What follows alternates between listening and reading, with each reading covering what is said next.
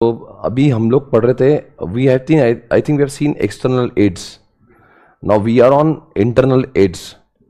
अभी आपने सभी ने कभी सुना होगा इंटरनल एड्स, यानी कि कोई भी लॉ पढ़ते समय कोई चीज अगर आपको मदद कर रही है उसको एड्स कहते हैं, और जो बेयर एक्ट में होती है उसको इंटरनल कहते हैं, जो बेयर एक्ट में नहीं होती है उसको हम लोग एक्सटर्नल एड्स कहते हैं। तो अभी देखते हैं कि बेयर एक्ट में कौन सी ऐसी चीजें हैं जो लॉ को इंटरप्रीट करने के लिए हमें मददगार साबित हो सकती है।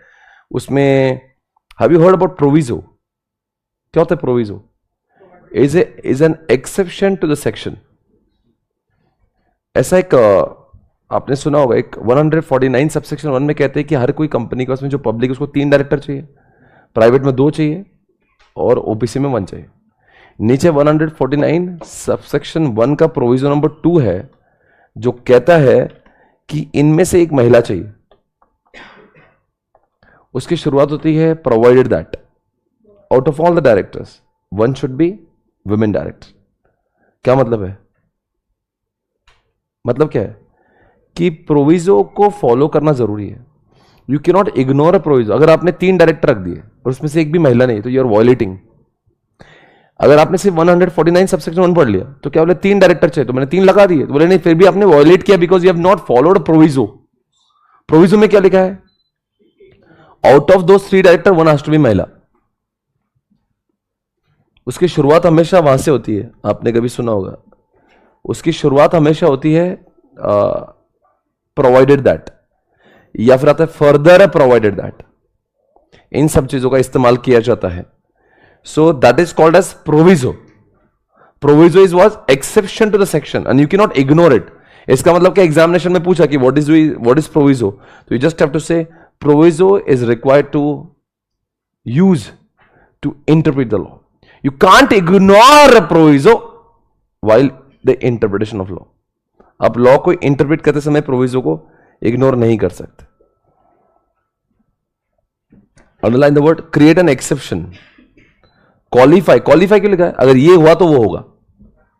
3 डायरेक्टर होना चाहिए पर क्वालिफिकेशन कब मिलेगा उसको? कब क्वालिफाई कर जाएगा? जब एक लड़की होगी इसका। ओके, आगे बढ़ते हैं। हैव यू हर्ड अबाउट, आपने कभी एक वर्ड सुना है explanation?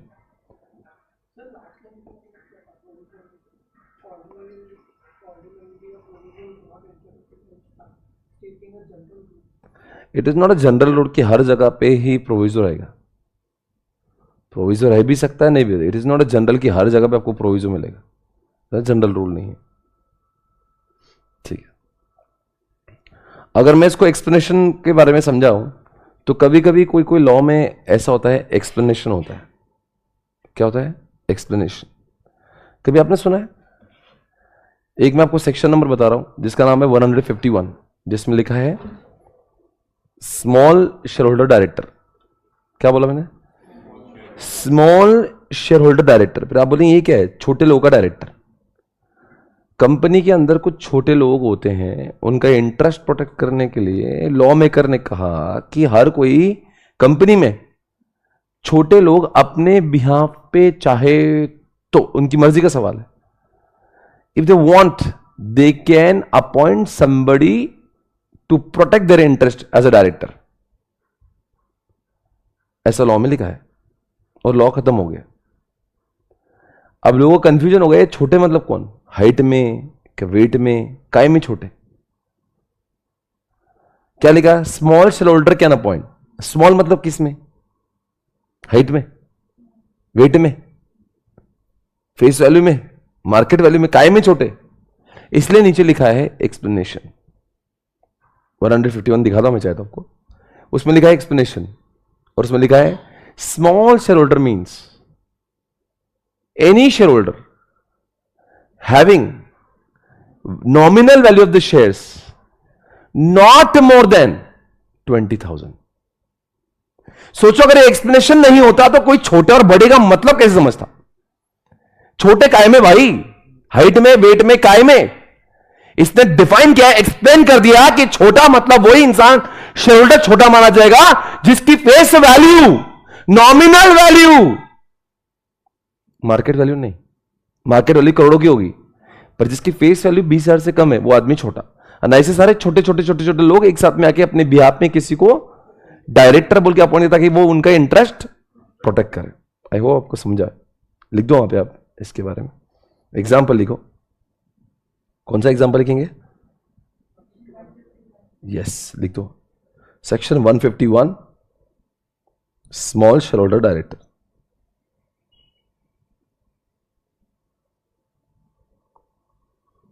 Small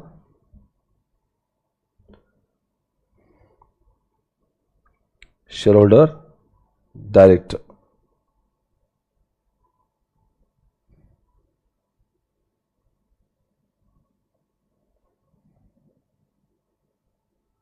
got it everyone? आगे कभी आपने एक वर्ड सुना है शेड्यूल? शेड्यूल क्या होता है?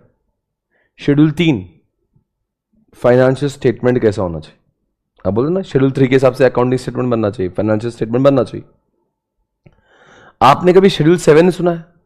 CSR की एक्टिविटी वैसी होना चाहिए जैसी शेड्यूल 7 में लिखी। आपको ये पता नहीं होगा, बेयर एक्ट के अंदर शेड्यूल 7 नहीं होता। जब पन्ने पर तो आपको शेड्यूल 7 एंड में दिखता है, शेड्यूल 5 एंड में दिखता है, शेड्यूल 3 एंड में दिखता है, पूरा सेक्शन खत्म होने के बाद। तो क्या शेड्यूल को भी लॉ को इंटरप्रीट करने के वास्ते यूज करना चाहिए? That is a question and the answer is yes. You can not ignore schedule when you want to interpret the law. You have to consider. क्यों सर? जैसे एग्जांपल लॉ में लिखा है सेक्शन नंबर 135 में, you can donate, you can do some corporate social activity as per activities defined in. तो इसका मतलब section खुद पुकार रहा है कि शेड्यूल को फॉलो करना चाहिए। तो schedules are not ignored when you want to interpret the law. I hope you understand this.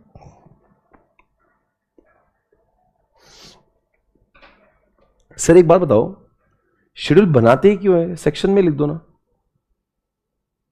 जो चीजें सेक्शन में या लॉ में घड़ी घड़ी आती है, बार बार आती है, फाइनेंशियल स्टेटमेंट ऐसा ऐसा ऐसा ऐसा ऐसा बनना चाहिए, 8 पेजेस का वो शेड्यूल 3 है। फाइनेंशियल स्टेटमेंट ऐसा ऐसा ऐसा बनना चाहिए। अब लॉ में शेड्यूल 3 का जिक्र जो है 10-15 बार है, तो क्या 15 बार 8-8 पन्ने थोड़ी ना लिखेंगे। जो चीजें बारंबार लग रही है उसको एक कोपचे में डालते, उसको शेड्यूल में, और हर बार रेफरेंस देते, फाइनेंशियल स्टेटमेंट ऐसा होना चाहिए, फाइनेंशियल स्टेटमेंट ऐसा होना चाहिए। इसको बोलना एसी ऑन करने का। फाइनेंशियल स्टेटमेंट ऐसा होना चाहिए, ऐसा होना चाहिए। Have you all understood that? कोई शक सवाल आपको? आगे forms a part of an act. क्या बोला? Forms a read together with the act, cannot control और prevail over the enactment shall always prevail if it conflicts with the। नहीं, वो तो एक्सप्लेनेशन के बारे में है। ठीक है, वो लाइन ये जो है ना, ये 4th वाले हटा दो, बस इतना ही है। वहां पे एग्जाम्पल लिख दो, ये लिखा है ना 4th वाले, enactment shall always prevail। मेरा एक सवाल है, एग्जाम्पल कौन से दिया आपने? इसको लिखो, schedule 3 financial statement, schedule 7 CSR। मतलब अगर कोई ने पूछा तो इग्नोर करना चाहिए? No, you can not ignore it, you have to consider it.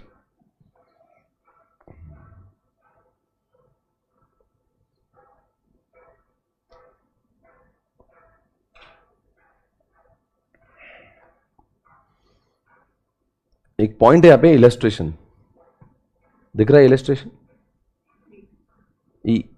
Illustration मतलब जानते हो? इलस्ट्रेशन सुनो एक बार, मैं कुछ कहता हूं। सेक्शन नंबर 152 सबसेक्शन 6-7 कहता है कि कंपनी के कुछ डायरेक्टर्स जो होते हैं रिटायरमेंट बाय रोटेशन होते हैं, ऐसा लिखा हुआ है लॉ में। मैं आपको एग्जांपल दे रहा हूं, इलस्ट्रेशन का मतलब क्या होता है। इलस्ट्रेशन होता था उदाहरण, एग्जाम्पल। कभी कभी लॉ में कुछ चीजों का मान लीजिए मैथमेटिकल लिखा होता है, उसमें क्या लिखा है, कंपनी के कितने डायरेक्टर रोटेशनल होते हैं और उन रोटेशनल में से कितने रिटायर्ड होंगे, ऐसा लिखा हुआ है। तो उसमें लिखा है हमारे कंपनी के जो टोटल डायरेक्टर होते हैं उनमें से माइनस कर दो इंडिपेंडेंट डायरेक्टर। 15 डायरेक्टर है, माइनस 5 डायरेक्टर आपके इंडिपेंडेंट है, कितने बचे? 10। 15 में से 5 गए 10, उनका 2/3 यानी कि 6 पॉइंट 6.66 कुछ तो आएगा। ये हो गया आपकी कंपनी की retirement bye rotation director. Rotational, दुनिया में दो टाइप के डायरेक्टर होते हैं, एक फिक्स्ड एक रोटेशनल। फिक्स्ड यानी कि 5 साल के लिए अपन वो हिलते नहीं। रोटेशनल होने की उनको बार बार बदली बदली होगी उनकी, आएंगे जाएंगे आएंगे जाएंगे। तो क्या हुआ 6.67 आए, बोलते हैं उसका आपने क्या करना चाहिए, उसका नियरेस्ट फ्रैक्शन पकड़ना चाहिए, यानी कि हो गया 7। 6.66 से नियरेस्ट यानी कि नियरेस्ट राउंड ऑफ करो उसको, 7 हो गया, उसका 1/3 करो। अब 7 का 1/3 2.33 के आसपास होंगे, उसका नॉर्मल पकड़ो 2, तो 2 डायरेक्टर पे क्या होंगे, रोटेट होंगे, यानी कि 15 में से 7 ही डायरेक्टर ऐसे होंगे जो बार बार बदलेंगे, 8 तो फिक्स्ड होंगे। उन 7 में से भी हर साल उनकी बदली नहीं होंगी, उन 7 में से कुछ तो 2 होंगे जिन्होंने लॉन्गेस्ट पीरियड सर्व किया है, उनको हटाया जाएगा, उनके बदले में कोई और लाया जाएगा या उनका ही रीअपॉइंटमेंट होगा। आपको लगता नहीं 2/3 1/3, इधर देखिए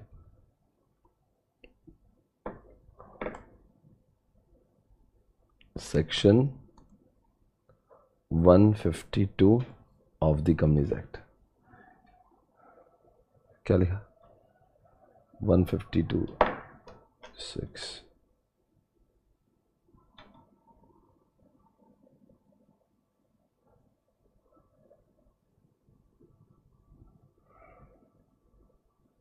क्या लिखा है, कंपनी शाल नॉट हैव, आपको ये सेक्शन में मतलब नहीं है, मैं आपको एक वो इलस्ट्रेशन का, मुझे इतना ही बताना है कि कभी कभी एक्ट लिखा होता है, एक्ट को हम समझ नहीं पाते, उसको समझाने के वास्ते एक्ट मेकर नीचे एक उदाहरण देता है, और ये आईओएस कह रहा है वो एग्जाम्पल, वो इलस्ट्रेशन, वो उदाहरण कैन नॉट बी इग्नोर्ड, क्योंकि वो उस बात को समझा लीजिए।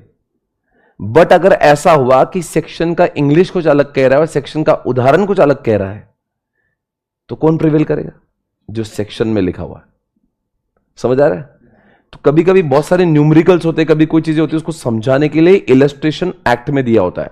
सो आंसर क्या लिखेंगे एग्जामिनेशन में, illustration can not be ignored. However अगर इलस्ट्रेशन और एक्ट का जो बातें हैं अगर वो इन दैट केस सेक्शन में, इधर देखो क्या लिखा है, ये सेक्शन से मतलब नहीं आपको साहब, मैं आपको बता रहा हूं कभी कभी ऐसी चीजें होती है सेक्शन में, जिसको देखो क्या लिखा है, 2/3 of the total number of directors as director whose period of the office is liable to retire by rotation, their appointment shall be made only in the general. However, remaining director 1/3 in the case of any such company is in default of a director, regulation is सब लिखा है, appointed by the company general meeting. That among, ये जो 2/3 थे उसमें क्या लिखा, 2/3 director liable for retirement bye rotation, 1/3 of such director, यानी 2/3 कितना हो, अपना कुछ तो भी हुआ था, उसका कितना निकालना, 1/3। If their number is neither 3 और nor a multiple of 3, then the number nearest to 1/3, यानी कि 266 आया तो 3 लेना, 287 आया तो 3 लेना, दिखा ना, नियरेस्ट टू 1/3 लेना। शाल रिटायर, आपको लगता नहीं कुछ भाषा बड़ी कॉम्प्लिकेटेड है, एक जो लिखा है, मैं यही चाहता आप कंफ्यूज हो जाए देख के, और तब आपको समझा रहे इसका अगर खास अगर कोई भैया कोई ये समझाए, कोई एग्जांपल देके बता दो यार जरा, तो लॉ मेकर फिर एग्जांपल लिखता है, तो वो बोल रहा है आईओएस कह रहा है कोई एग्जांपल कभी कभी जरूरी हो जाता है, बिकॉज में अंडशंड कुछ तो लिखा होता है। तो क्या बोलना है, ये आपको सेक्शन एग्जामिनेशन ओरिएंटेड नहीं, मैं तो आपको एक इलस्ट्रेशन का अनुभव दिला रहा हूं कि इलस्ट्रेशन की जरूरत क्यों पड़ती है, ये ऐसा कुछ भी लिखते हैं लॉ में, फिर लॉ मेकर बोलता है नहीं यार मैंने बहुत ही कंफ्यूज कर दिया, एक काम करता हूं मैं एग्जांपल देता हूं, फिर वो एग्जांपल को इग्नोर नहीं कर सकते आप। Illustration follow text of section and do not form वो फॉर्म सेक्शन का पार्ट नहीं, वो सेक्शन के नीचे आता है। Relevance and value in the construing the text of the section cannot have effect of modifying language of section and can neither curtail, समझा क्या लिखा है, वो उसको इंटरप्रिटेशन का यूज करो, बट अगर वो कॉन्ट्राडिक्ट हो गया सेक्शन के साथ में तो उसकी इतनी औकात नहीं कि सेक्शन को ओवररूल करे। समझ गया? अब देखो आगे नेक्स्ट, मैं आपको एक मार्जिनल नोट पढ़ाता हूं, टाइटल पढ़ाता हूं, लॉन्ग टाइटल और प्रीएम्बल पढ़ाता हूं।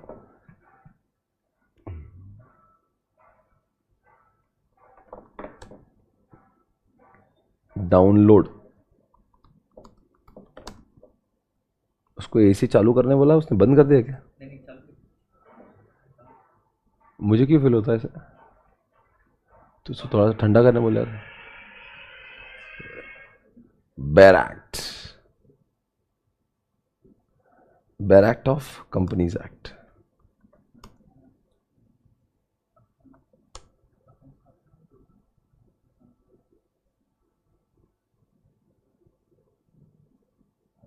क्या ये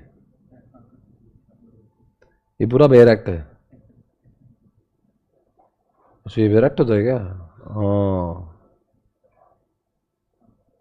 इसी बेयर एक्ट में कुछ होते हैं चैप्टर, कंपनीज एक्ट के chapter 1, chapter 2, chapter 3, chapter 4, chapter 5, chapter 6, और हर चैप्टर में बहुत सेक्शंस होते हैं। जैसे हमने ये चैप्टर पढ़ा, chapter 8 dividend, chapter number 9 accounts of companies, 2 chapter हमने देख लिए। अभी ऑडिट हमारा देखना बाकी है ना चैप्टर 10 में। है गाइस, कम ऑन, क्या बोलना चाहूंगा मैं? ये है आपका लिखा हुआ heading and title of the chapter. क्या मतलब है इसका? कभी कभी नहीं, हमेशा कुछ सेक्शन के समूहों को मिला के एक चैप्टर बनता है। इसका नाम क्या है? Declaration and payment of dividend. इससे पहले आप 123 से लेके 127 तक के सेक्शन पढ़ते हैं, पर आपको हेडिंग पढ़ के ही कुछ चीजें समझ में आ गई, अच्छा इसमें कुछ तो भी डिविडेंड के बारे में होगा। इसका मतलब क्या बोलता है? Do not jump directly on the sections, read the title. Then title are very useful to interpret the law. अगर आपने ये अकाउंट्स के 11 सेक्शंस नहीं पढ़े, तो आपको इसको देख के समझता मैं अगले आने वाले कुछ सेक्शंस अकाउंट्स के बारे में पढ़ने वाला हूं। यानी कि वो बोलता है सेक्शन नक्को पढ़ो पहले, सेक्शन पढ़ने से पहले बोलो उसके टाइटल पढ़ो, and titles are important to interpret the law. Heading and title of the chapter. Prefix section और group of section can be legitimately be referred for the purpose of, example लिख दो आप, 123 से लेके 127 चैप्टर का नाम है declaration and payment of dividend, है ना? Declaration and payment of dividend, chapter number 8।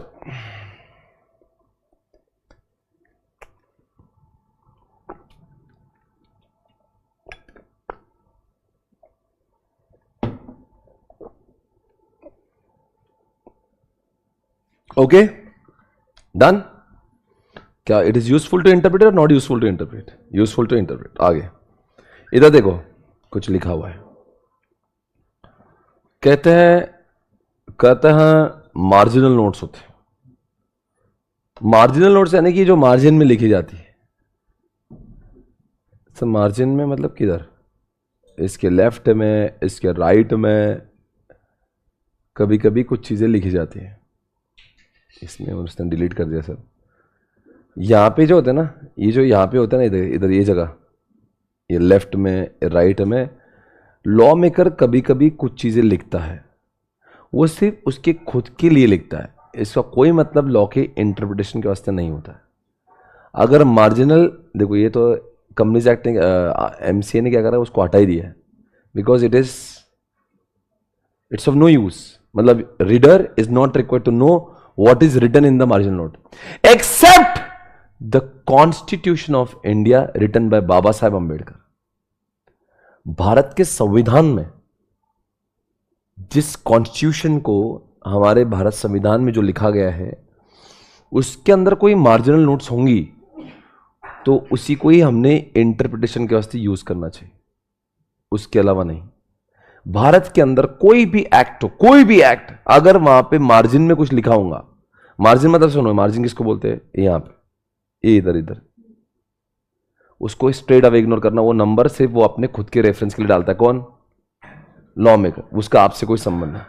पर एक ही बात है, पूरे इंडिया में सिर्फ भारत का जब कॉन्स्टिट्यूशन आप पढ़ोगे, वहां पे कोई मार्जिन में लिखा हुआ है तो that will remain valid, that shall be used to interpret the law. अथवा कोई भी मार्जिनल नोट्स को इंटरप्रिटेशन के वास्ते यूज ना करें। Understood guys? इसमें तो हटा ही दिया उसने, कुछ लिखा ही नहीं है। पर जो ओरिजिनल बेयर एक्ट है ना, उसमें तो ऐसे मार्जिन में कुछ लिखा रहता है. Marginal notes appended to section cannot be used. Cannot be used. Part of Constitution as a passed by the Constitution Assembly. Part of क्या लिखा है? यानी कि marginal notes are part of the, यानी कि it shall be, लिखो, marginal notes of constitutions must be used for interpretation. Must be used for interpretation. Must be used for किसके लिए? इंटरप्रिटेशन के वास्ते.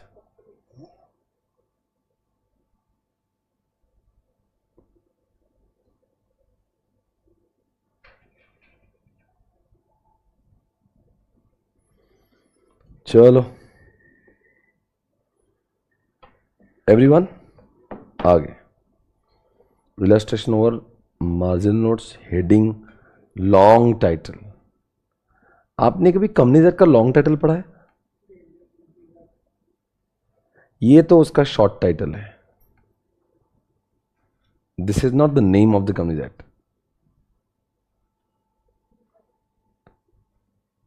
The act to consolidate and amend section related to companies, ऐसा उसका नाम है. मैं आपको दिखा था. क्या बोल रहा हूं मैं? Long title of the companies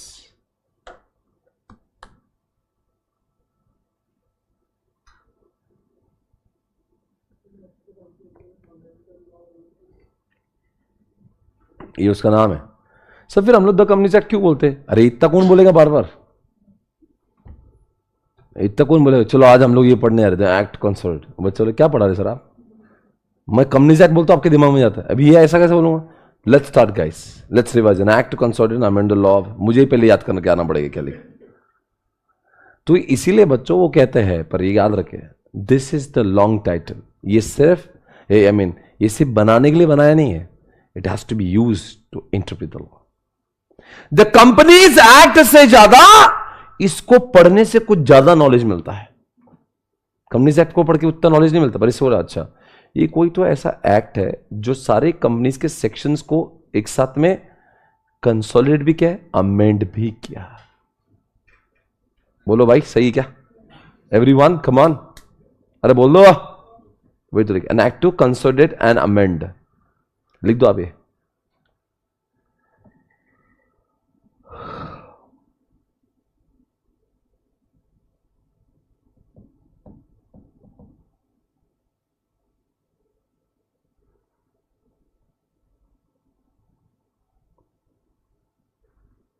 Happy to share with you all that I have been leader in education category in the first ever National Creator Award.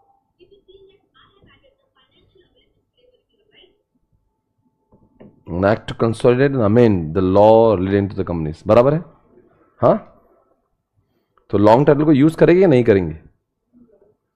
Short title merely identifies. Short title का example कैसा है? The companies act.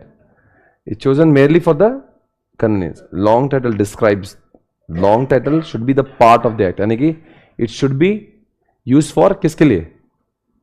Interpretation. देखो, it should be used for interpretation. It should be used for interpretation. क्या बचा इसमें से? Preamble. आपने कभी preamble सुना है? Have you heard about preamble?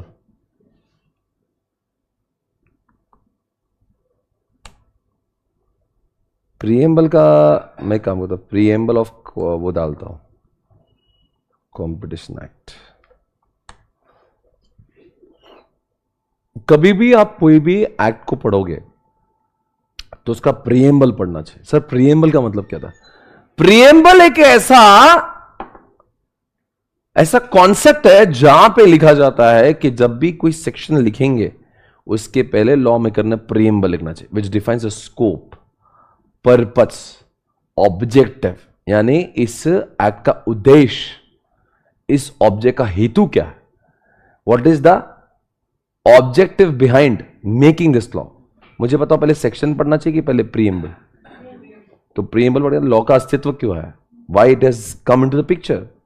So that is to be known first, and then you are able to under. अच्छा ये वजह है इसकी वजह से अगर आपको प्रीएम्बल लॉ क्यों आया है, सेक्शन तो बहुत बारकाई की बात होती है, पहले तो समझो लॉ क्यों। तो देखो जैसे अगर आप कॉम्पिटिशन एक्ट पढ़ने गए तो उसका प्रीएम्बल देखो कैसे है। Competition act is to provide keeping in the view the economic development of the country for the establishment of the commission to prevent, क्या के लिए, to prevent practices having adverse effect on competition. ये पढ़ते समय से आप Google को याद रखो, गूगल ना गूगल, गूगल गूगल यही सब करता है इंडिया में, पूरा के पूरा बजाता है लोगों की, मोनोपोली क्रिएट करता है। कॉम्पिटिशन एक्ट ये नहीं बोलता मोनोपोली नहीं होना चाहिए, मोनोपोली रहने दो, पर you can not have a undue advantage of monopoly. अब लोगों को लूटो मत, अभी नहीं क्या ऐप बंद कर दी सारे, वो तो इंडिया के अंदर मोदी सरकार है तो बोले भाई अगर तू ऐप बंद कर रहा हो ना तेरा गूगल बंद कर देंगे, इज्जत से रिस्टेंड करा उसको, ज्यादा आवाज नहीं करने का। मोनोपोली इसका मतलब ये नहीं कि तू कुछ भी करेगा। कॉम्पिटिशन एक्ट को बहुत गुस्सा आता है, तुम्हारी मोनोपोली एक तो होना नहीं चाहिए, और है भी तो तुमने माज नहीं करना चाहिए, औकात में रहने का। कॉम्पिटिशन एक्ट का एक ऑब्जेक्टिव है कि कस्टमर का मिसयूज नहीं होना चाहिए।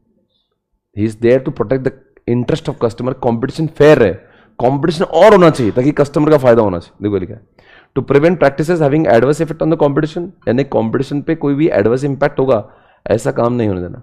To promote and sustain competition in the market, यानी कि इसका एक ही बात है, अब उबर और ओला और कोका कोला पेप्सी अगर साथ में आ गए और एयरटेल और जियो साथ में आए तो तब तो लूटेंगे ना लोगों को। कॉम्पिटिशन एक्ट कभी भी साथ में नहीं आने देंगे जियो और एयरटेल को, उबर ओला को। ऐसे बड़े बड़े सांड लोग अगर एक साथ में आए तो कस्टमर को लूटेंगे ना। जियो और एयरटेल साथ में तो क्या होगा ना, 2000 रुपए का इंटरनेट बिकेगा, 1 GB इंटरनेट 50 रुपए का हो जाएगा। अगर सत्ता दोनों के हाथ में ही है तो फिर तो खत्म है ना, किल करेंगे लोग। आज क्यों दोनों औकात में, बिकॉज दोनों के अंदर वो ये बोलता है ऐसा होना चाहिए। To protect the interest of, क्या लिखा है, कंज्यूमर। क्या बोल, मर्जर अलाउड है, पर मर्जर की वजह से अगर उनको लगा अनड्यू एडवांटेज होंगे, ये लोग मस्ती मांगे तो मर्जर होने नहीं देंगे एनसीएलटी। उसके लिए कॉम्पिटिशन एक्ट के अंदर एक कॉन्सेप्ट जिसका नाम है CCI, competition commission of India. तो जब भी कोई मर्जर होता है तो पहले परमिशन उससे लगती है, उसको लगता है कहीं यहाँ पे कुछ गड़बड़ होंगी, रिजेक्ट करता है। तो बहुत वो ऐसे किसको भी हाँ नहीं बोलता मर्जर के लिए। मर्जर को हाँ तभी बोलता है जब उसको लगता है कि, इनफैक्ट जी और सोनी को अगर मर्जर करना था तो they were suppose to take the permission from CCI, पर सीसीआई ने पहले तो बहुत टंगाया उनको, होने नहीं दिया। बाद में जब हाँ बोला तो इनका ही प्रॉब्लम हो गया। तो लिखा ना and to ensure the freedom to trade carried over by other, यानी कोई लोग डोमिनेंस करके तुम आइडिया वोडाफोन उनको कोपचे मत डालो, तुम इतने बड़े बन जाओ और आइडिया को और बीएसएन को कुत्ते के जैसा मारो, ऐसा मत करो। अलाउड हो गया ना, पर तुमको ऐसा लगना नहीं चाहिए उनके होने के बाद में मोनोपोली, बिकॉज उनके होने के बाद में सिनेपोलिस तो है ना, उनके होने के बाद में 4 बड़े बड़े प्लेयर है जो ऐसा नहीं कि आ गए तो, पर जियो और एयरटेल आ गया तो फिर तो कुछ बचेगा थोड़ी ना, 90% मार्केट शेयर दोनों लेके जाएगा ना, बाकी तो वोडाफोन आइडिया में बचा ही क्या, और बीएसएनएल तो वैसे ही खत्म है। वैसा है इनका। अब पर खैर अभी मेरे को कॉम्पिटिशन एक्ट पढ़ाना नहीं, पर मैं आपको बता रहा हूँ कि ये हम लोग प्रीएम्बल पढ़ रहे थे, अभी तो हम लोग कॉम्पिटिशन एक्ट के तो सेक्शन देखे ही नहीं, पर इसको पढ़ के बहुत कुछ समझ में आता है एग्जैक्टली क्या बोलना चाह रहा है ये एक्ट में हम लोग। क्या अगर आप कॉम्पिटिशन एक्ट में कल्चर की पढ़ोगे तो आपको याद रहेगा अच्छा ये एक्ट किस विषय पर बात करने वाला है, ओवरव्यू। तो इसलिए बोलते हैं preamble is the part of the act and it can not be ignored, it should be used for the interpretation. Underline the word, it defines the scope, objective, purpose, it should be used to interpret. यानी पहले section पढ़ेंगे कि पहले preamble पढ़ेंगे। और बोलते हैं ये लॉन्ग टाइटल से ज्यादा कॉम्प्रिहेंसिव होता है। तो पर लॉन्ग टाइटल क्या होता है, एक आधे लाइन का होता है। प्रीएम्बल यानी कि एक 8-10 लाइन का आपको लिख के दे रहे कि भाई वो क्या चीज है। तो preamble is always wider, it defines better than कौन, लॉन्ग टाइटल। Understood guys? अब कोई बचा है क्या इसमें? डेफिनेशंस बची है ना? What do mean by definitions? Example लिखो, सैलरी। बताओ सैलरी की डेफिनेशन इंक्लूसिव है कि एक्सक्लूसिव है? इंक्लूसिव मतलब सैलरी इंक्लूड्स बेसिक पे, HRADA, बोनस, पर्क्स, दुनिया दुनिया एक सर पर्क विजिट क्या क्या आता है। जिस डेफिनेशन में बहुत कुछ, ये भी आ जा, तू भी आ जा, तू भी आ जा, सब आ जा, तू आ जा, इसको बोलते हैं इंक्लूसिव। तू भी चल, तू भी चल। एग्जॉस्टिव डेफिनेशन कैसी होती है? Companies act means any company incorporated in current act and previous act, that's it, cut off. इतना मतलब इतना ही, ये मतलब ये दैट्स इट, उसको बोलते हैं एग्जॉस्टिव। एग्जॉस्टिव मतलब क्या? सब भर्ती नहीं है उसके अंदर। ये मतलब देखो ना, द कंपनी एक्ट का डेफिनेशन पता है?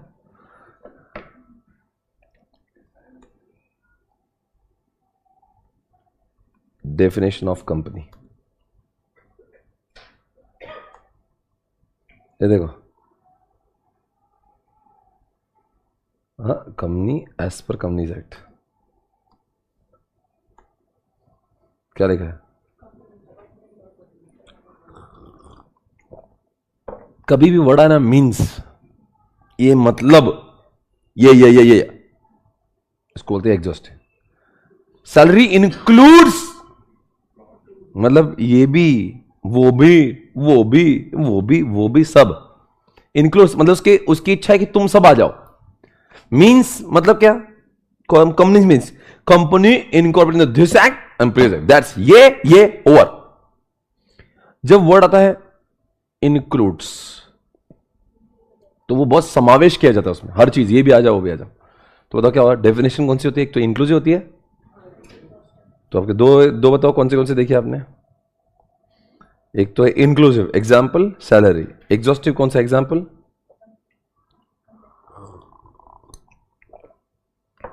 I think it's over guys. उसके बाद में आपको आखिरी में कुछ दिख रहा होगा, सबसे आखिरी कॉलम देखो। Have you heard about without prejudice? Without, बगैर किसी, प्रेजुडाइस मतलब था हानिकारक। विदाउट प्रेजुडाइस मतलब किसी को हानि न पहुंचाते हुए। बहुत सारे सेक्शन में लिखा होता है without prejudice return in previous section, यानी कि मैं भी जिंदा हूं, वो भी जिंदा है। मतलब मैं सेक्शन, मुझे भी फॉलो करो और मेरे जैसा जो इसमें लिखा था उसको भी फॉलो करो, दोनों को फॉलो करो। पर इसका ही ठीक उल्टा है, नॉट विथ स्टैंडिंग। देखो यहां लिखा, ये देखो, नॉट विथ स्टैंड, ये उल्टा है। नॉट निकलता, बाकी सब गलत। नॉट विथ स्टैंड हिंदी में मतलब था मेरे सामने कोई टिकेगा नहीं। विथ स्टैंड मतलब मेरे साथ में कोई टिकता, नॉट यानी कि नहीं। विथ स्टैंड मतलब कोई खड़ा नहीं हो सकता, मतलब मैं जो बोलूंगा। ऐसा एक सेक्शन है 81 ऑफ द, बहुत सारे सेक्शन में आता, पर याद है मुझे, बता रहा हूं। इंफॉर्मेशन टेक्नोलॉजी एक्ट में उसने लिखा था not with standing return in any of the law, information technology act will always prevail. यानी कि मतलब जब किसी सेक्शन के साथ में, जब किसी एक्ट में नॉट विथ स्टैंडिंग जुड़ता है ना, उसको पावर मिलती है। वो बोलता है इस मेरे से अगर कोई कॉन्ट्राडिक्ट कर रहा होगा तो वो गया तेल लगाने, जो मैं बोल रहा हूं वही भारी। विदाउट प्रेजुडिस कैसा है? बोलते नहीं मैं भी हूं, वो भी है, उसकी भी इज्जत करो, मेरी भी करो। नॉट विथ स्टैंडिंग मतलब समझो सेबी में लिखा है कि अगर किसने इनसाइडर ट्रेडिंग किया तो 10 साल का उसको सजा है, और कंपनीज एक्ट में लिखा है अगर इनसाइडर ट्रेडिंग किया तो 3 साल की सजा है। तो अब क्या होगा? सेबी में लिखा हुआ है notwithstanding anything written in the companies act. तो बाकी कंपनीज एक्ट का जो बोल रहा होगा तेल लगाना, मैं बोल रहा हूं ना 10 साल। मतलब जब किसी एक्ट के साथ में नॉट विथ स्टैंडिंग आया था तो उसकी इज्जत उसकी अदर लॉस के कंपैरिजन में, पर जब वो विदाउट प्रेजुडिस के साथ में आता है तो बोलता भाई मुझे भी फॉलो करो, मैं ये नहीं कर रहा हूं कि किसी और को फॉलो मत करो, वो भी है, मैं भी हूं। समझ गया? And what is the next one? Subject to. अरे I will come for the party subject to my dad approves. Subject मतलब कंडीशनल हो जाता।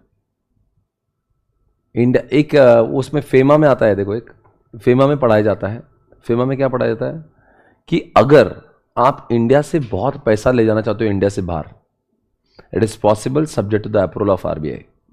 क्या मतलब इसका? सब्जेक्ट मतलब आप जितना चाहे ले जाओ, subject to the approval of.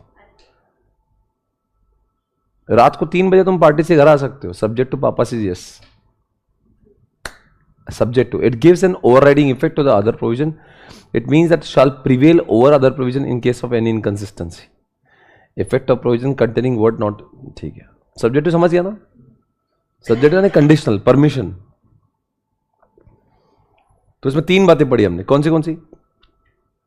देखो ये विदाउट प्रेजुडाइस और ये विदाउट प्रेजुडाइस दोनों तो एक ही है. एक तो प्रोविजन के बारे में, एक तो विदाउट प्रेजुडाइस का मतलब समझ गया आपको, दोनों ऊपर ए और बी सेम ही है. उसके बाद में सब्जेक्ट तो आपको समझ गया और not with standing. Not with standing में अंडरलाइन कर दो ओवरराइड, यानी कि ये सेक्शन ओवरराइड करता है. ओवरराइड यानी कि इसकी इज्जत ज्यादा, सबसे ज्यादा. बोलो बच्चों, विदाउट प्रेजुडाइस मतलब क्या? वो भी है, मैं भी हूं. नॉट विथ स्टैंडिंग मतलब क्या? सिर्फ मैं ही हूं. सब्जेक्ट मतलब परमिशन. और इसके ठीक बाजू में एक कॉलम है जो इस चैप्टर का आखिरी पॉइंट चल रहा है, इसके बाद में चैप्टर खत्म होगा. Rules of interpretation and construction of deeds and documents. What do you mean by deeds? देखो example, partnership deed, partnership deed, sale deed, lease did.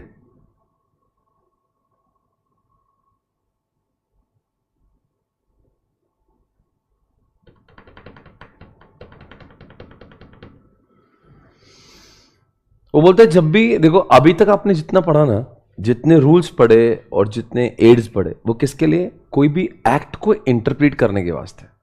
पर अब की बार वो एक्ट की बात नहीं कर रहा है, वो लॉ की बात नहीं कर रहा है. पार्टनरशिप फर्म में दो पार्टनर ने एक पार्टनरशिप फर्म का डीड बनाया, या मैंने आपको जगह दी भाड़े पे, मैंने बनाया lease deed. Partnership deed, lease deed, sale deed, ऐसी जो चीजें होती है उसको इंटरप्रेट कैसे किया जाए कोर्ट में. कई बार दो पार्टनर झगड़ा कर बैठते, टेनेंट और ओनर झगड़ा कर बैठते, और क्या आता है सामने? एक डीड. वो जाती कोर्ट में, उसको कैसे इंटरप्रेट करना चाहिए उसके लिए कुछ पॉइंट चाहिए. सर अभी तक जो पढ़ा था वो किसको इंटरप्रेट करने के लिए था? लॉ एक्ट को इंटरप्रेट करने के वास्ते हमने पढ़ा primary rule, secondary rule, internal aids, external aids, ये सब कुछ पढ़ा किसी एक्ट को इंटरप्रेट करने के वास्ते. अब ऐसी बात नहीं है. अभी हम एक्ट को इंटरप्रेट नहीं कर रहे हैं, हम किसको कर रहे हैं? और डीड को इंटरप्रेट करने के वास्ते बताओ बच्चों क्या लिखा है यहां पे? बोलो बच्चों क्या लिखा है? हाँ जी, अरे बोलो जी.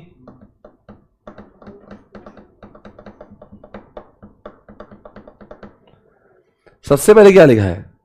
To find out its scope and intent would understand by words used in the deed or document. क्या है? To find out of its scope and, यानी कि कोई भी चीज समझो, दो पार्टनर झगड़ा कर रहे ए और बी, तो जज क्या बोलेगा? ये पार्टनरशिप डीड गए तेल लगाने. पहले आप बताओ आपका धंधा क्या था? I want to know more about business. आपका झगड़ा में बाद में सुनता हूं, पहले बताओ तुम करते क्या थे, तुम पार्टनर कैसे बने. थोड़ा सा एक ओवरव्यू तो बताओ, क्या है धंधा, क्या था, कहां था, किधर दुकान थी, क्या टाइप का बिजनेस था.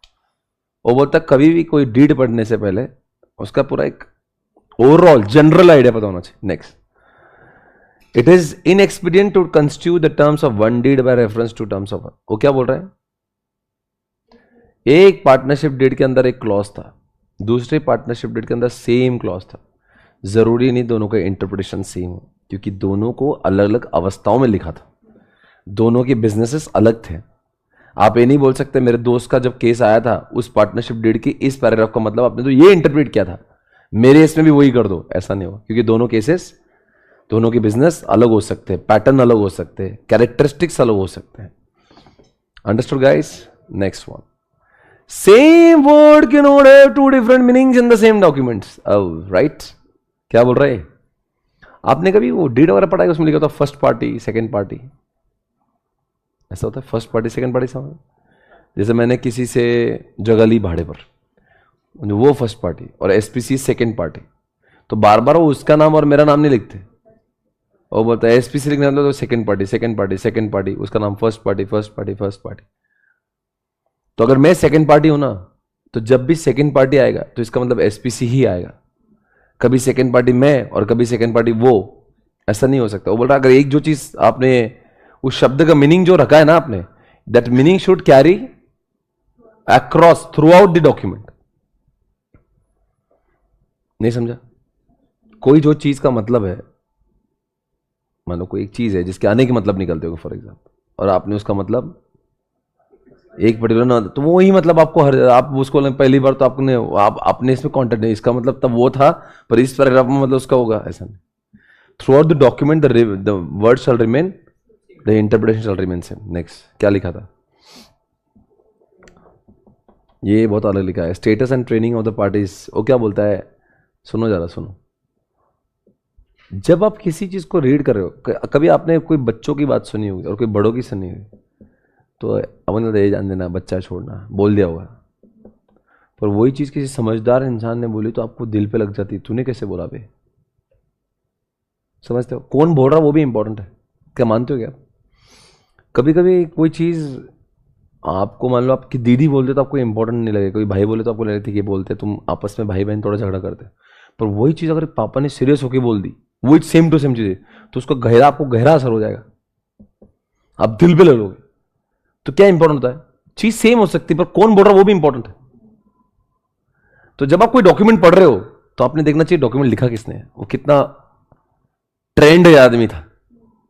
मतलब when you read any document you have to understand, भाई ये चलो ठीक है पढ़ रहा हूं पर लिखा किसने है, अच्छा इसने लिखा क्या, हाँ ठीक है, थोड़ी बहुत इंग्लिश इसकी खराब है तो इतना दिल पे मत लो। समझा क्या मैं क्या बोल रहा हूं। कभी कभी कोई इंसान आर्टिकल जब कोई डॉक्यूमेंट बना रहा है और कोई सीए बना रहा है, तो दोनों के लैंग्वेज में तो फर्क आएगा ना। तो जब आप वो डॉक्यूमेंट पढ़ रहे हो तब अच्छा किसने लिखा भाई, अच्छा तुमने लिखा, तो ठीक है, देन यू कैन उम्मीद, you can have in expressing थोड़ी बहुत मिस्टेक्स, और ये इसने गलती से लिख दिया होगा ऐसा, पर कोई समझदार व्यक्ति लिख रहा होगा तो आप क्या बोलोगे, नहीं गलती कैसे होगी, ये तो सोच समझ के डाला हुआ पॉइंट है। तो when you read any deed, तो आपने क्या चेक करना है, भाई पहले बताओ ये क्या ट्रेनिंग, कौन बंदा है, उसका स्टेटस क्या है, तो उसको उसके इंटरप्रिटेशन, अगर कोई चीजें बहुत बड़ा व्यक्ति लिख रहा तो मतलब उसके हर शब्द का कोई ना कोई गहराई, एक मीनिंग होगा। और कोई आम आदमी लिख देता है, यार इतना सोच के नहीं लिखा होगा, लिख दिया होगा, गलती से छोड़ना, कहा इतना दिमाग लगा इस तरह से। नेक्स्ट वो बोल रहा है वर्ड्स विद डबल मीनिंग, हाँ double meaning, would should understand in the former and not words with double meaning. ये डबल मीनिंग क्या होता है, नॉसिचूर सॉसेस, यानी कि अगर इंटरेस्ट का मतलब है डबल मीनिंग, तो आपको देखना है इंटरेस्ट लेने की व्याज भी होता है, इंटरेस्ट लेने की हॉबी भी होता है। इशू का अगर बोला था तो आपने क्या चेक करना चाहिए, अगर एक शब्द के बहुत मीनिंग निकल रहे होंगे तो क्या करना चाहिए, उसका वही मीनिंग निकालो जो एसोसिएटेड वर्ड का। अगर वो बैंक का डीड होगा कोई, तो वो इंटरेस्ट यानी ब्याज का पकड़ो। एक शब्द के अगर बहुत सारे मीनिंग होंगे, क्योंकि डेट होगा, डेट लिखा DAT, डेटिंग का स्पेलिंग भी वही है और डेट का स्पेलिंग भी वही है, तो क्या मतलब कौन सा डेट पकड़ेंगे। अगर मान लो कोई बहुत ही बड़ा कॉन्ट्रैक्ट चल रहा है दो बिजनेसमैन के बीच में, तो डेट कौन सी प्रॉपर डेट माना जाएगा, तारीख। अगर आप कोई सोशल मीडिया को कोई एप्लीकेशन दे रहे होंगे, हु इज डेटिंग होम, तो उसके इसमें डेटिंग मतलब अलग मतलब है उसका। तो आपने क्या करना चाहिए, कोई भी कभी कभी स्पेलिंग सेम होंगे पर मीनिंग अलग होते हैं, तो आपने देखना चाहिए किन शब्दों के समूह के साथ में आया हो, उसको बोलते हैं एसोसिएटेड वर्ड्स। ये तो हमने ऑलरेडी पढ़ा ना। अरे क्या है ना, अपन सर आप बोलेंगे रिपीट क्यों कर रहे हैं लोग, पहले हमने एक्ट को कैसे पढ़ना वो लिखा है, हो सकता है एक्ट को कैसे पढ़ने वाली कुछ चीजें डेट में भी आई होंगी। कॉन्फ्लिक्ट बिटवीन टू क्लॉजेस, वो ठीक है, conflict between two clauses, effort must be made to resolve, इसको बोलते हैं हार्मोनियस कंस्ट्रक्शन। लिख दो आप हार्मोनियस, वो कल पढ़ा था ना हमने हार्मोनियस। अरे वो 179 180 बोला था मैंने बोरोइंग के लिए, एक बोलता BR पास करो, एक बोलता SR पास करो, तो आप ऐसा उसका मीनिंग निकालो जैसे दोनों को संतुष्टि मिले। समझा मैं क्या बोला, up to certain extent BR करो और बियॉन्ड सर्टेन एक्सटेंट BR भी पास करो और SR भी करो। ये F का मतलब है हार्मोनियस कंस्ट्रक्शन। हमने हार्मोनियस कल पढ़ा था, इधर इधर देखो, ये देखो ये पढ़ा है हार्मोनियस, ये हार्मोनियस पढ़ा था ना प्रीवियस पेज पे, वही है ये। उसके बाद में देखो नॉसिचुर सॉसेस आपको दिख रहा हो, ये देखो ये नॉसिचुर सॉसेस, ये नॉसिचुर सॉसेस का मतलब क्या था, एक वर्ड के जब क्या होंगे, नहीं अलग अलग मतलब होंगे, इंटरेस्ट इंटरेस्ट तो क्या होता है, ये देखो कि कौन एसोसिएटेड वर्ड्स, देखो वो इंटरेस्ट का मतलब निकालना तो पहले देखो किस शब्दों के साथ में आया हुआ है, तो यही तो लिखा है यहां पे भी, ये देखो ये डबल मीनिंग दिख रहा है कि ई वाला पॉइंट डबल मीनिंग, वहां देख दो नॉसिचुर सॉसेस, मतलब आपको पता होना चाहिए किसके जैसा है ये ई वाला पॉइंट जो है नॉसिचुर सॉसेस जैसा है, एफ वाला पॉइंट हार्मोनियस कंस्ट्रक्शन जैसा है। उसके ऊपर वाला डी वाला पॉइंट है, जो लिख रहा है ना वो देखो कि वो कितना बुद्धिजीवी आदमी है, उसकी ट्रेनिंग क्या है, ये पहले कहीं नहीं आया था। उसके पहले same word can not have two different meanings in the same documents. क्या मतलब है इसका? अरे बोलो क्या मतलब है इसका?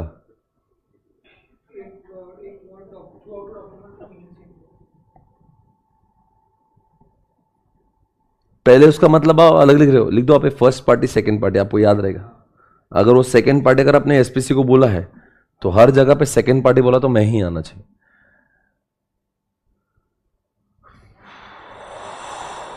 बी का मतलब क्या है? अरे बी का मतलब क्या है? अगर इस पार्टनरशिप डीड में कोई सेम चीजें होंगी और दूसरे पार्टनरशिप डीड में सेम चीज होगी, आप बोलेंगे उसका ये मतलब था तो मेरा भी वही मतलब निकालो, क्योंकि वो अलग कॉन्टेक्स्ट वाला होगा पार्टनरशिप डीड, ये अलग कॉन्टेक्स्ट, ऐसे कैसा सेम में नहीं निकाले। और लास्ट में क्या लिखा है? ओवर लिख दो, ओवरव्यू। कोई भी पार्टनरशिप डीड पढ़ो तो पहले ओवरव्यू जानो, धंधा क्या था। वो बोलेंगे पहले तो पार्टनरशिप डीड पहले बाजू में रख, पहले समझाओ मुझे तुम करते क्या थे। तो इन सब चीजों को ध्यान में रखना है when you want to interpret the deed. बोलो कौन सी 6 बातें? एक पार्टनरशिप डीड में जो बात आती है दूसरों में भी उसका मतलब सेम होना चाहिए, जरूरी नहीं। पहले आप उसका ओवरव्यू जानो, पहले ये जानो कि बंदे का ट्रेनिंग क्या था। फिर आता है अगर एक शब्द के बहुत अलग मतलब निकलते होंगे तो वो देखो कि एसोसिएटेड किसके साथ में है। फिर देखो कि अगर मान लो एक जो आपने ऊपर वाले पैराग्राफ में सेकंड पार्टी किसके लिए लिखा है तो नीचे भी वही आएगा सेकंड पार्टी।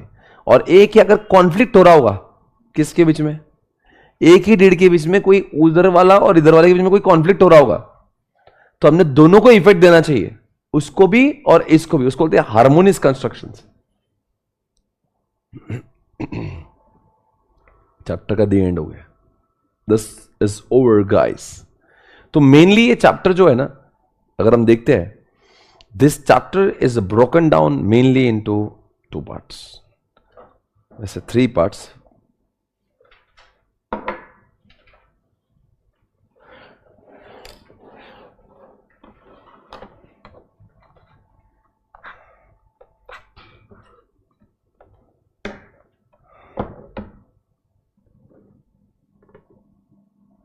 अगर मैं iOS को बोलूं तो iOS के अंदर 3 बातें होती, एक होते हैं रूल, एक होता है एड्स और एक होते हैं मिसलेनियस। रूल के 2 बच्चे, primary rule, second rule. Aids के भी 2 बच्चे, इंटरनल, एक्सटर्नल। और मिसलेनियस में 2 बातें हैं कि ये डिड को कैसे पढ़ते हैं और नॉट विथ स्टैंडिंग क्या होता है, विदाउट प्रेजुडिस क्या होता है और सब्जेक्टिव क्या होता है। ठीक है।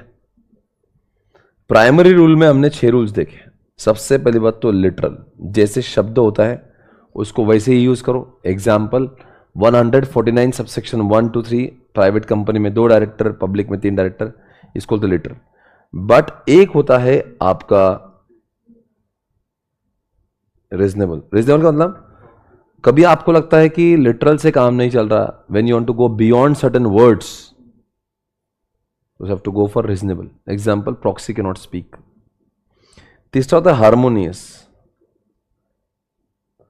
जब 2 सेक्शंस एक ही एक्ट के अंदर कॉन्ट्राडिक्ट कर रहे हो, एक बोल रहा होगा BR पास करो, एक बोल रहा है SR पास करो, दोनों को संतुष्ट करना पड़े। एक होता है इजस्टिम जुरिस, इजस्टिम जुरिस, इजस्टिम जनरिस, याद है आपको? एक्सेट्रा का मीनिंग दूध, छाछ, दही, एक्सेट्रा। उस एक्सेट्रा का मतलब क्या होगा? कोई भी जो चीज जो दूध से बनी हो। नेक्स्ट, आपने कभी सुना होगा exceptional. What do mean by exceptional? कभी कभी मे को शल और शल को मे, और को एंड और एंड को और भी हमें ट्रीट करना पड़ता है। एंड द लास्ट मतलब है बेनिफिशियल कंस्ट्रक्शन, या इसको बोलते हैं मिसचीफ रूल। क्या मिसचीफ रूल? कभी कभी कोई चीज आने से पहले लड़कियों के ऊपर हार्म हो रहा था, तो पॉश आने के बाद में पॉश में भले ही लिखा नहीं वो किसके लिए बना है, हम ऐसा मान लेंगे पॉश लड़कियों के लिए बना है, बिकॉज वो आने से पहले सिर्फ लड़कियों के ऊपर हार्म हो रहा था। अब आएंगे सेकेंडरी में। सेकेंडरी में आता है नॉसिचूर सॉसिस। क्या मतलब है इसका? नॉसिचूर सॉसिस मतलब क्या? Associated words. Example interest, interest, वो सब आता है। एक है ऑप्टिमा लेगम। लेगम मतलब बेगम, बेगम करती शादी, शादी में हो गई सप्तपदी मतलब कस्टम, यानी कि अग्नि बोला है तो समझ जाना हवन कुंड हकीर, उसमें कहीं भी हवन कुंड लिखा नहीं है पर फिर भी हम उसको हवन कुंड ही मानेंगे। क्यों? कस्टम को फॉलो करते हो। ऑप्टिमा लेगम बोलते हैं हमेशा कस्टम को देखो। और एक बात है इसमें जिसको बोलते हैं हम लोग लेगे, 40 लेगे। वो बोलते हैं ना कि जब उसको लाया गया था तब के हिसाब से पढ़ो 40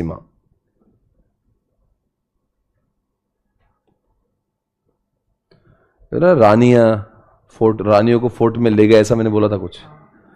ये क्या है 40 ले गए? इसका मतलब है कि अगर 1872 वाला अगर आप नेगोशिएबल इंस्ट्रूमेंट एक्ट पढ़ रहे हो 1881 वाला, तो आप देखो उस समय देश में क्या अंग्रेजों का इतिहास था। तो ये पढ़ने में इसको इसको बोलते हैं हिस्ट्री। ये ऑप्टिमा लेगम हिस्ट्री नहीं है, ये क्या है? सप्तपदी है, कस्टम। और ये इसका एग्जाम्पल है इंटरेस्ट, इंटरेस्ट है। दूसरा एग्जाम्पल है इशू। समझ गया? अब पढ़ेंगे हम लोग एड्स के अंदर जो भी कोई बेयर एक्ट में जो लिखा होता है उसको बोलते हैं इंटर, और जो बेयर एक्ट में नहीं होता उसको। तो इसके अंदर आज हमने चैप्टर का हेडिंग पढ़ा, एग्जाम्पल डिविडेंड लिया था, फिर हमने लॉन्ग टाइटल पढ़ा, याद है? वो द कंपनीज एक्ट का पूरा जो था वो पूरा नाम पढ़ा, उसको भी इंटरप्रिटेशन कैसे। मार्जिनल नोट्स जनरली यूज नहीं करते पर कॉन्स्टिट्यूशन का कर सकते हैं। उसके बाद में हमने प्रोविजो पढ़ा, फर्दर प्रोवाइडेड दैट, उसको यूज करना पड़ता है। उसके बाद में हमने वो पढ़ा जिसका नाम है डेफिनेशन। एक्ट के अंदर लिखी हुई डेफिनेशन का इंपॉर्टेंस है, उसको यूज करना ही चाहिए, you can not ignore. But जो डेफिनेशन एक्ट के बाहर होती है आप यूज भी कर सकते हो, नहीं भी यूज कर सकते हो। आपने शेड्यूल के बारे में सुना, शेड्यूल 3, शेड्यूल 5, शेड्यूल 7 CSR वाला, you have to use it, you can not ignore it. मैंने आपको आज एक्सप्लेनेशन पढ़ा है, example section number 151 small share holder director. Small किस में वो नीचे एक्सप्लेन किया था, उसको आप इग्नोर नहीं कर सकते। लास्ट में लिखा है इलस्ट्रेशंस। मैंने आज वो पढ़ा था ना 2/3 डायरेक्टर 1/3 डायरेक्टर। कोई भी सेक्शन की अगर इलस्ट्रेशन लिखा है आप उसको इग्नोर नहीं कर। ये एक्सटर्नल क्या होता है? जो बैरक के अंदर नहीं होता, वो बाहर होता है। इसके अंदर एक होता है कि आपने जब भी कोई लॉ आता है तो क्या करना चाहिए? लॉ कब आया था उसका इतिहास चेक करना चाहिए, बिकॉज ये बेयर एक्ट में नहीं होता इसलिए उसको एक्सटर्नल एड्स कहते हैं। उसके अंदर बोलते हैं एक होता है consolidated. What is the meaning consolidated? GST को पढ़ना है तो वैट और सर्विस टैक्स को देखो, वो दोनों का मिश्रण होकर बना हुआ है, तो देखो कि किसकी वजह से कैसा बना हुआ है। एक है एनालॉगस, भिन्न भिन्न टाइम पे भिन्न भिन्न लॉ बने होंगे। अरे बोलो, जैसे एग्जांपल 1985 में सिका बना, फिर डीआरटी आया, फिर सरफाई से आया। तो अलग अलग टाइम पे जो एक्ट आते हैं ना, तो अगर आपको आज 2016 का वो पढ़ना है, क्या पढ़ना है? आईबीसी पढ़ना है, तो you can not have a proper judgement of IBC unless you have the idea of about the previous laws. Foreign decision, Laden को इन्होंने क्या किया था और कसाब को भी वही करना चाहिए, ऐसा आप रेफरेंस ले सकते हो चाहे तो, पर वो कंपलसरी, फॉरेन डिसीजन कंपलसरी नहीं। आपने कभी रिपील्ड का मतलब सुना होगा, तो नया पढ़ने से पहले ये भी देखो कि पुराना क्या था, तो नए को समझने में आसानी होगी। आपने एक वर्ड सुना होगा जिसका नाम है यूसेज। अगेन सप्तापदी एग्जाम्पल, सदियों से इस वर्ड का इस्तेमाल कैसे किया जा रहा है वो भी चेक करना जरूरी है। आपने एक वर्ड सुना होगा, और डेफिनेशन तो हमने कर लिया already, earlier act. Earlier act में कुछ चीजें रह गई होंगी, अर्लियर एक्ट में कुछ चीजें नेगेटिव लिखी थी जो आपने नए में नहीं लिखी, सब कुछ सेम है, तो ऐसा समझेगा अगर भले ही लिखा नहीं है फिर भी अजम्पशन कर लेगी वो लिखा हुआ है। फिर अब डीड को पढ़ते समय हमने कुछ चीजें देखी ना, अभी 6 बातें, वो तो अभी हमने रिवाइज करी डीड वाली। बताओ what is the meaning of not with standing? मैं लिखा हूं, मैं हूं, बाकी सब पानी का मैं, बाकी सबको मैं गिनता नहीं, मेरी पावर ज्यादा। विदाउट प्रिविलेज में वो भी है, मैं भी, मैं किसी को हार्म नहीं पहुंचाता।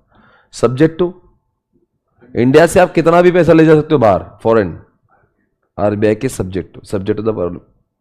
तो इस तरह से आईओएस खत्म हो गया। रूल है, एड्स है, मिसलेनियस है, that's all about iOS. 4 mark के एग्जामिनेशन में पूछा था आईओएस। आई होप आपका एक परफेक्शन आ चुका होगा इसमें। This is how we are suppose to understand IOS. Done? Feeling confident? This chapter is broken down into 3 parts, rules, aids, miscellaneous. Rules में primary rule, secondary rule. Aids में internal, external. Miscellaneous में एक तो deed को कैसे पढ़ते हैं, और ये 3 बातें, notwithstanding, without prejudice and what, subject. Aids मतलब मदद, रूल्स मतलब 2 थे, एक प्राइमरी रूल्स, एड्स में इंटरनल, अगर वो बैरेट के अंदर है तो, बैरेट के बाहर है तो, फिर ये डीड को क्यों लाया अलग से, ये क्यों है, क्या है, क्या है ये, दोनों के दोनों लाए। एक्ट को कैसे पढ़ते, लॉ को, ये लॉ नहीं है, ये आपकी घरगुती बनाया, कोई 2 पार्टनर ने बनाया हुआ है या ओनर टेनेंट ने बनाया, एक डीड है, वो डीड को कैसे इंटरप्रेट करते, और ये तो जनरिक पॉइंट है। That's all, this chapter is over guys, and now the last chapter is left, जिसका नाम क्या है, हम पढ़ेंगे इसके बाद ऑडिट एंड ऑडिटर्स करेंगे कल। आई होप अपने अब तक 3 चैप्टर्स हो गए। कौन से हो गए? हाँ ठीक, पता नहीं कब बंद हुआ है।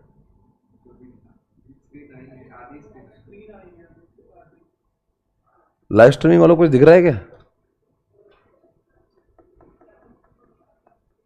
बंद हुआ है क्या?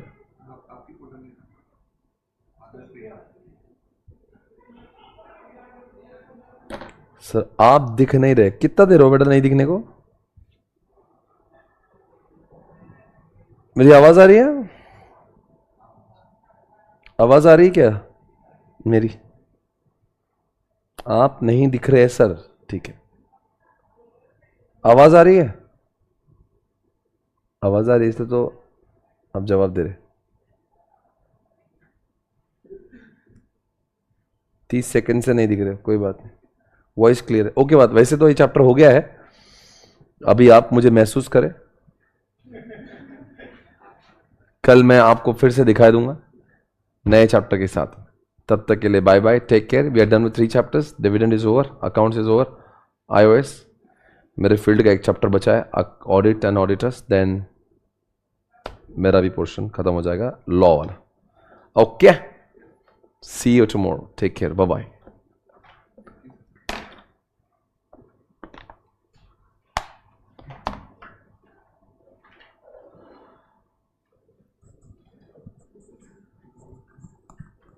बंद करने का